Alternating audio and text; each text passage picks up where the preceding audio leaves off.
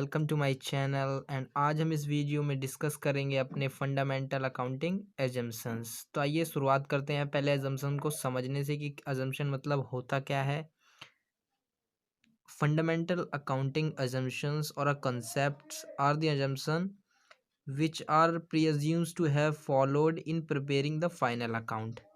तो ये जो होती हैं assumptions जो होती हैं ये प्री अज्यूम्ड होती हैं। आपको भी पता होता है कि कोई पर्टिकुलर चीज़ कर रहे हैं और उसमें assumption दे दी गई है, तो इसका मतलब है कि उस चीज़ को पहले वहाँ पे हम कांस्टेंट मान लेंगे कि वो चीज़ है।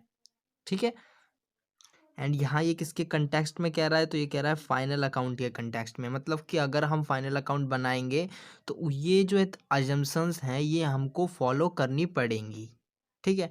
अगर देखिए एक कंडीशन है कि अगर फर्म नहीं फॉलो करती है, ऑर्गेनाइजेशन नहीं फॉलो करती, तो क्या सिचुएशन होती है। अगर फर्म ऑर्गेनाइजेशन नहीं फॉलो करती है तो उस कंडीशन में उन्हें रीज़न बताना पड़ता है कि वो क्यों इन्हें फॉलो नहीं कर रही है। तो समझ लेते हैं हमें कितनी अजम्पशंस को फॉलो करना पड़ता है। तो बेसिकली हमें 3 फंडामेंटल अकाउंटिंग अजम्पशन को फॉलो करना पड़ता है, जिसका पहली का नाम है गोइंग कंसर्न एजम्पशन। मैं थोड़ा सा बता देता हूँ, फिर हम इस पे फुल डेफिनेशन से डिटेल डिस्कस करेंगे। ठीक है।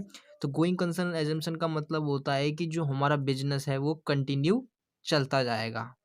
एंड सेकेंड पढ़ते हैं, इसका नाम है कंसिस्टेंसी एजम्पशन। आपको कंसिस्टेंसी से ही समझ में आ रहा होगा कि ये क्या कहना चाहता है। कंसिस्टेंसी का मतलब होता है एक चीज पे स्थिर रहना। ठीक है। एंड थर्ड पढ़ते हैं, थर्ड है एक्रूअल एजम्पशन।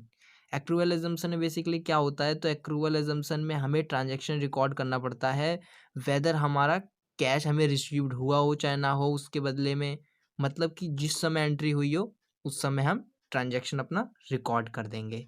अभी हम इन पे फुल डिटेल डिस्कशन करेंगे। अगर आप में से कोई टेक्नोलॉजी से रिलेटेड या फिर कंप्यूटर से रिलेटेड अपडेट जानने में इंटरेस्ट रखता है तो मैंने एक चैनल का लिंक डिस्क्रिप्शन में दिया है, आप उस पर विजिट कर सकते हैं। चलो तो हम अपना स्टार्ट करते हैं फर्स्ट अजम्पशन, जिसका नाम है गोइंग कंसर्न अजम्पशन। तो पढ़ने स्टार्टिंग करते हैं पहले डेफिनेशन पढ़ने से। According to this assumption it is assumed that the business shall continue for a foreseeable period. यहाँ तक पढ़ के ये समझ में आ रहा है कि इसमें क्या करते हैं, हम एक अजम्पशन लगाते हैं कि भाई हमारा जो बिजनेस है वो कंटिन्यू चलेगा फॉर अ फोरसेबल पीरियड, मतलब फ्यूचर में लंबे समय तक चलता रहेगा।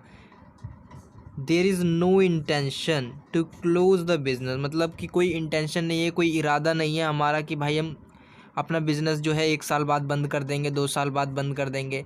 बेसिकली ये प्रैक्टिकल भी एप्लीकेबल है। आप खुद सोचिए, जब आप बिज़नेस स्टार्ट करते हैं तो आप पहले से ये थोड़ी सोच के बैठते हैं कि भाई हम 1 साल बिज़नेस करेंगे एंड द सेकेंड साल हम वो फिर बिज़नेस को बंद कर देंगे। तो ये प्रैक्टिकल भी एप्लीकेबल है। और स्केल डाउन इट्स ऑपरेशन, ना ही हम ये भी सोचेंगे कि भाई हम पहले साल इतना प्रोडक्शन कर रहे हैं और दूसरे साल उसका प्रोडक्शन कम कर देंगे। ऐसा भी कोई नहीं सोचता है। सब सोचते हैं कि हमारा बिजनेस जो है लंबे समय तक फ्यूचर में चलता रहेगा चलता रहेगा। ये सेकंड पढ़ते हैं, जिसका नाम है कंसिस्टेंसी एजम्पशन। तो according to this assumption accounting practices once selected and adopted should be applied consistently year. तो ये लाइन क्या कह रही है कि ये एजम्पशन कहती है कि जौन सी भी अकाउंटिंग प्रैक्टिस हम एक बार सिलेक्ट कर लेते हैं, अडॉप्ट कर लेते हैं, मतलब फॉलो करते हैं, हमें शुड बी कंसिस्टेंट, मतलब उस पर स्थिर रहना है। ये नहीं कि हम पर्टिकुलर एक ईयर तो ये वाली अकाउंटिंग प्रैक्टिस अपना रहे हैं और पर्टिकुलर दूसरे ईयर उसके जस्ट हम दूसरी अकाउंटिंग प्रैक्टिस अपना रहे हैं, तो ये अच्छा नहीं होता है। After year the concepts help in better understanding of accounting information.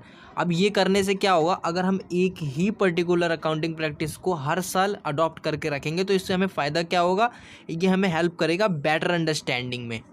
क्योंकि जो अकाउंटिंग इन्फॉर्मेशन होंगी वो सब कंसिस्टेंटली जिस तरीके से हर साल बनाई जा रही हैं वो उसी तरीके से बनाई जाएगी, उसी तरीके से फाइनेंशियल स्टेटमेंट बनाई जाएगी।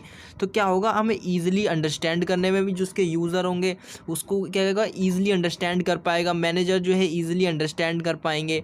तो क्या होगा, उससे हम अच्छे से डिसीजन मेकिंग भी कर पाएंगे। और देखिए क्या है, and easy while compare from previous year. और जब हम अपने फाइनेंशियल स्टेटमेंट को प्रीवियस ईयर से कंपेयर करेंगे तो सो दैट हम ईजिली कंपेयर कर लेंगे।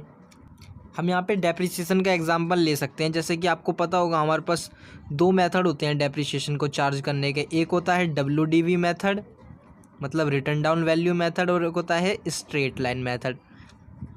तो बेसिकली ये अजम्पशन हमें यही कह रही है कि भाई अगर तुम ये अपना रहे हो तो प्लीज़ आप यही अपनाइए, और अगर आप ये अपना रहे हो तो अगर आप यही अपनाएं।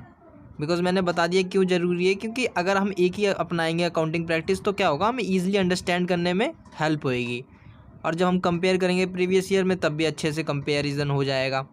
तो केवल हम इसी कारण से कंसिस्टेंट रहने की कोशिश करते हैं। थर्ड समझते हैं जिसका नाम है एक्रूअल अजम्पशन।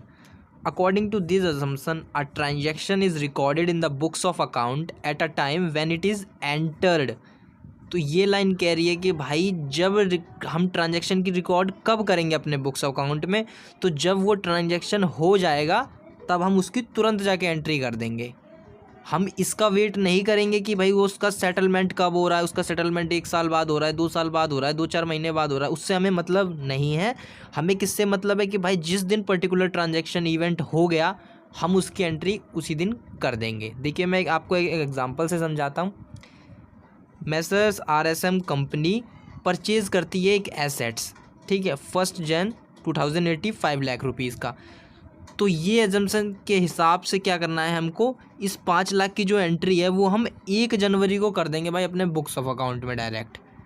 अब देखिए यहाँ पे क्या बता रहा है कि हमने पे किया, जिससे हमने ख़रीदा था क्रेडिटर से उधार 15 अप्रैल 2018 को हमने पे किया। देखिए कितने महीने बाद पे किया है, बट हमारा जो ये एजम्पशन है ये कहता है कि हम जो इसकी एंट्री है, इसकी जो एसेट्स परचेज़ करने की एंट्री हम 1 जनवरी को ही कर देंगे, और 1 जनवरी को ये उस समय हमारी बैलेंस शीट में भी आ जाएगी गाइस लाइबिलिटी की फॉर्म में, बिकॉज हमने क्रेडिट किया है परचेज़।